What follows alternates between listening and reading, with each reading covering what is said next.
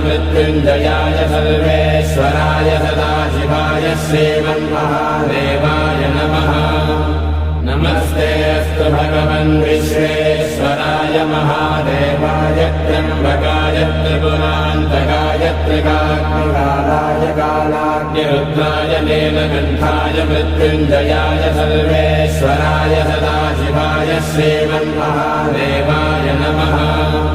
नमस्तेऽस्तु भगवन् विश्वेश्वराय महादेवाय त्र्यम्बकाय त्रिपुरान्तकाय त्रिकाग्निकालाय कालाग्निरुद्राय नीलकण्ठाय मृत्युञ्जयाय सर्वेश्वराय सदाशिवाय श्रीमन्महादेवाय नमः।